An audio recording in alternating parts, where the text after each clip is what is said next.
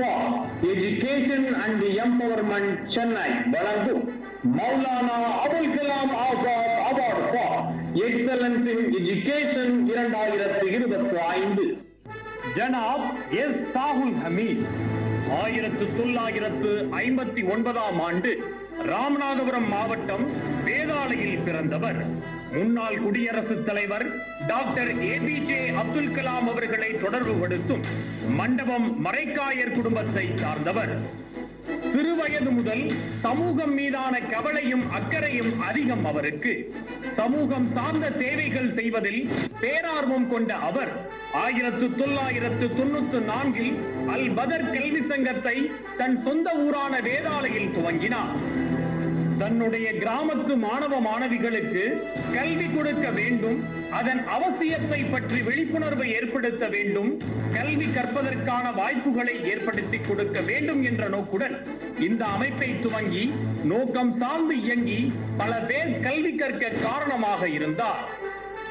பொருளாதார நெருக்கடியால் தன்னுடைய ஊர் மக்கள் கடினப்படுவதை கவனித்து வந்த ஜனாப் ஷாகுல் ஹமீது அவர்களின் சீரிய முயற்சியால் 1998 ஆண்டு வேதாளையில் வட்டியில்லா கடன் திட்டத்தை நடைமுறைப்படுத்த பைத்துல் மால் துவங்கப்பட்டது.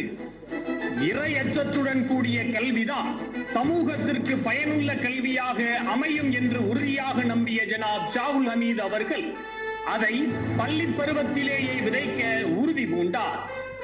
அதை போலவே மாணவ மாணவிகளுக்கு ஒழுக்கத்துடன் கூடிய கல்வியை ஊட்ட தரமான இறையச்சத்துடன் கூடிய ஆசிரியர்களை உருவாக்க வேண்டும் எனவும் கருதினார். இந்த இரண்டு நோக்கங்களையும் நிறைவேற்ற 2004 ஆண்டு நாமக்கல்லில் தக்வா கல்வி அறக்கட்டளை துவங்கி அதன் மூலமாக தக்வா ஆசிரியர் பயிற்சி நிறுவனம் மற்றும் தக்வா பள்ளிக்கூடம் ஒன்றையும் வெற்றிகரமாக நடத்தி வருகின்றனர்.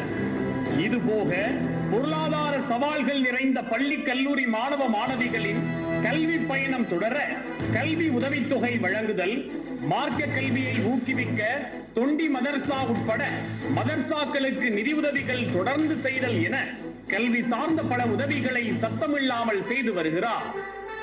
கல்வி சார்ந்த இந்த உதவிகளை முறைப்படுத்தி மேலும் வலுவாக செய்வதற்காக 2024 ஆண்டு வேதாளை சேரிட்டபிள் ட்ரஸ்ட் மற்றும் பைத்துல் மால் துவங்கி அதன் நிறுவன தலைவராக செயல்பட்டு வருகிறார். இப்படி சமுதாயம் கல்வி மூலம் ஆற்றல் பெற தங்களுடைய கிராம அளவில் வீரியமாக இயங்கி பிற கிராமங்களின் கல்வி சார்ந்த சேவைகளுக்கு முன்னுதாரணமாக சேவையாற்றி வரும் ஜனாப் எஸ் சாகுல் ஹமீது அவர்களுக்கு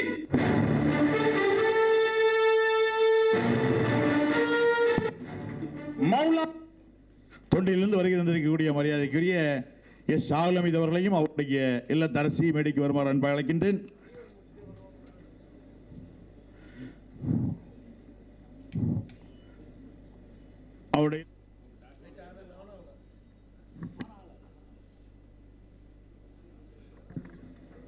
அவருக்கு நன்றி சொல்கின்ற வகையிலே பொன்னாடையை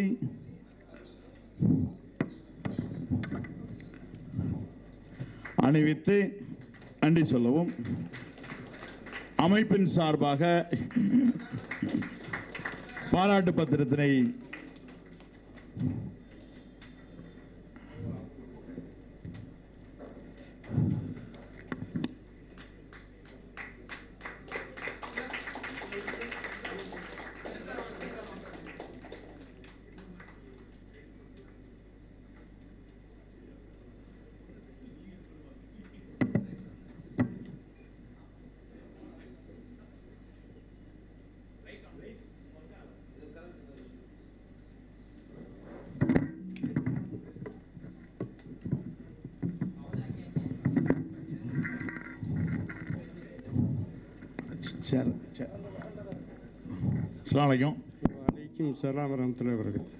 வேதாளை சார்ந்து பல்வேறு உதவிகளை செஞ்சுட்டு வரீங்க இல்லையா?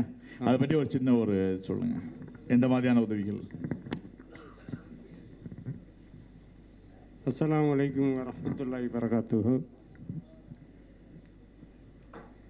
நான் இயற்கையிலேயே ஒரு மரைக்காயர் குடும்பத்திலேருந்து பிறந்தேன். என்னுடைய தகப்பனாருக்கும் எனக்கும் ஏற்பட்ட ஒரு சின்ன மன வருத்தங்கள். அதை தொடர்ந்து என்ன செஞ்சேன்னா, இந்த ஏழை மக்களுக்கு உதவி செய்யணுங்கிற ஒரு எண்ணம் எப்படி வந்ததுன்னு சொன்னால், எங்களுடைய சமுதாயத்தில் இருக்கக்கூடிய எங்கள் குடும்பத்தாரெல்லாம் என்ன பண்ணுவாங்கன்னு சொன்னால், உயர்ந்தோல் தாழ்ந்தோல் சொல்லி சின்ன சின்ன இது வச்சுருப்பாங்க. அவங்கள உள்ள ஸ்டேட்டஸில் உள்ளவங்களை மட்டும்தான் மதிப்பாங்க.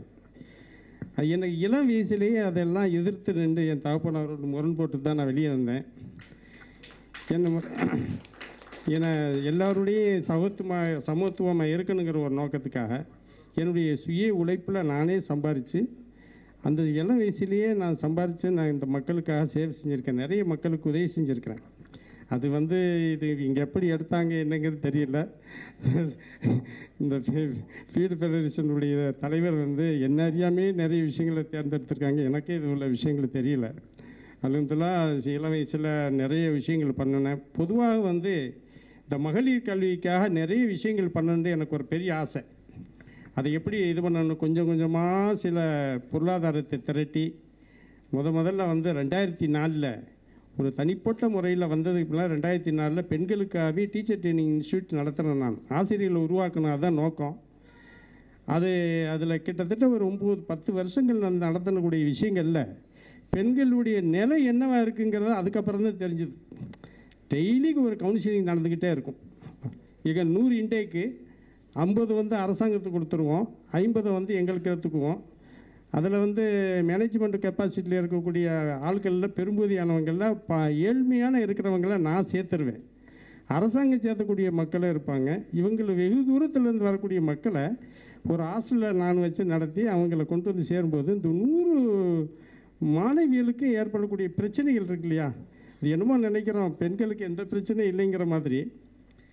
அவங்க என்ன பண்ணுறாங்கன்னா, அவங்களுக்குள்ள குடும்பவியல், சூழ்நிலை எல்லாத்துலேயும் அவங்க எந்த அளவுக்கு பின்னடைஞ்சு போயிருக்காங்கிறத கவுன்சிலிங்லேயே தெரியும். உதாரணமாக 1-2 பார்க்கலேன். ஒரு ஹஸ்பண்ட் ஒய்ஃபு அவங்களுக்கு இன்னும் அவங்க கூட பெண் கொடுத்து பெண் எடுத்துருக்குறாங்க.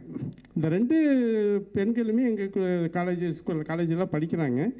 அவங்க என்ன பண்ணுவாங்கன்னா, ஒரு நாள் வரமாட்டாங்க, இவங்க ஒரு நாள் வரமாட்டாங்க. ஏன் 2 பேருக்குள்ள பிரச்சனை இருக்குன்னு ஆய்வு பண்ணுவார். நயீம் சார்னு சொல்லி சென்னையை சேர்ந்த ஒரு சகோதரர், ஆசிரியர் மரணம் வச்சுட்டாங்க, எல்லாம் அவங்களுக்கு ரஹமத் செய்யணும். அவர் வாட்ச் பண்ணிக்கிட்டே இருப்பார். ஏன் இவங்க வரல, அவங்களும் வரல, அவங்களுக்குள்ளே என்னென்னு கூப்பிட்டு பேசும்போது 2 பேருமே அவங்க குடும்பத்துக்குள்ளே இந்த பொண்ணு கொடுத்து பொண்ணு எடுக்கிறதுல அவ்வளோ ஒரு பிரச்சனை இருக்கும்.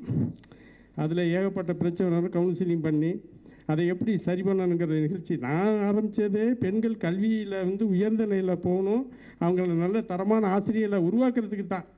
ஆனால் இங்கே என்ன நடக்கும், நம்ம சமுதாயத்தை சேர்ந்த பெண்கள் நிறைய என்ன பண்ணுவாங்க, ரொம்ப ஒருத்தருக்கு ஒருத்தர் ஒரு அண்டர்ஸ்டாண்டிங் இல்லாமல் குடும்பவியல் தெரியாமல் வாழ்ந்துருப்பாங்க. இது மாதிரி நிறைய பெண்களை பற்றி என்னுடைய கவலை தான்.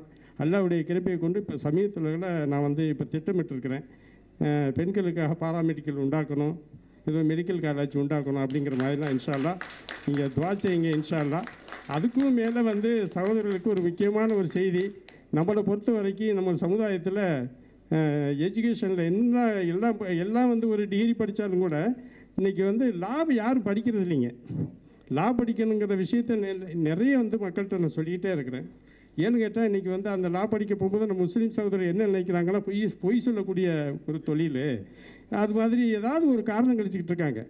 இன்றைக்கி ஒவ்வொரு மாவட்டத்திலையும் பார்த்தீங்கன்னு சொன்னால் அதிகமாக நம்மளை விட கீழ்த்தளத்தில் இருக்கக்கூடிய ஒரு சமுதாயமாக இருக்கக்கூடிய எஸ்சி சமுதாயமே தாழ்த்தப்பட்ட சமுதாயங்கிறத இன்றைக்கி அதிகபட்சமாக லா படிச்சுக்கிட்டு இருக்காங்க. எல்லா இடத்துலையுமே லா படிக்கக்கூடிய அதிகாரிகள் அங்கே இருக்கிறாங்களே ஒழிய நம்ம சமுதாயத்தில் 1-2 பேர் தான் இருக்கிறாங்க.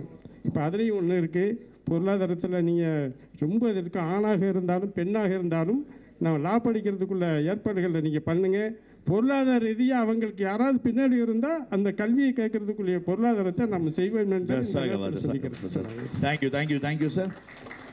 இவருக்கான பொன்னாடையை பொறுத்தவதற்காக அமைப்பினுடைய தலைவர் கமால் நாசர் சார் அவர்களையும், அவருக்கான பாராட்டு பத்திரத்தை வழங்க கன்னியாகுமரி மாவட்ட இந்திய யூனியன் முஸ்லீம் லீகுடைய தலைவர் ஜனாப் ஷாஜகான் காக்கா அவர்களையும், அவருக்கான விருதினை வழங்குவதற்காக மரியாதைக்குரிய சுல்தான் இஸ்மாயில் சார் அவர்களையும் பாராட்டு பத்திரம்.